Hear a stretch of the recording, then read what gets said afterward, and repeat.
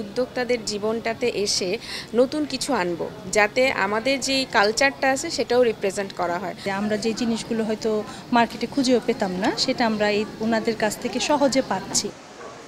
দুর্গাপূজার আগ মুহূর্তে শরৎ এসএমই মেলায় নিজেদের তৈরি বাহারি পোশাক ও নজরকাড়া গহনা নিয়ে হাজির হয়েছেন ৭২ জন ক্ষুদ্র ও মাঝারি উদ্যোক্তা, যারা ক্রেতার রুচিকে গুরুত্ব দিয়ে পোশাকে দিয়েছেন ইতিহাস ঐতিহ্যের ছোঁয়া আর অলংকারে এনেছে নতুনত্ব।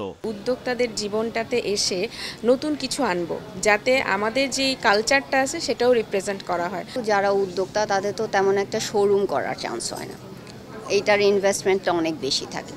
সো ওই ইনভেস্টমেন্টটা যখন না করা হয় তখন দেখা যায় যে ঘরে বসে বা আপনার লাইভ করার মাধ্যমে ডিজিটাল প্ল্যাটফর্ম ইউজ করে আমরা যেগুলো করছি, আমি ন্যাচারাল ডাই নিয়ে কাজ করি। মেইনলি হচ্ছে আমার স্ক্রিন প্রিন্ট, টাই ডাই, ভেজিটেবল ডাই আর জামদানির উপর কিছু কালেকশন আছে, শাড়ি।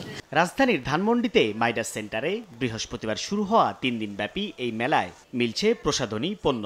নিজেদের পছন্দ মতো পণ্যের খোঁজে এসে ক্রেতারা জানালেন তাদের সন্তুষ্টির কথা। কিছু ইউজ করব, আগে দেখবো আমরা মেড ইন ইন্ডিয়া কিনা, কিন্তু এখন আমাদের দেখতে ভালো লাগছে যে আমাদের আপারা কাজ করছে, আমরাও সেটা খুব আরাম বোধ করছি। আমরা যে জিনিসগুলো হয়তো মার্কেটে খুঁজেও পেতাম না, সেটা আমরা ওনাদের কাছ থেকে সহজে পাচ্ছি। সবার জন্য উন্মুক্ত এই মেলা শেষ হচ্ছে শনিবার রাত ৯টায়।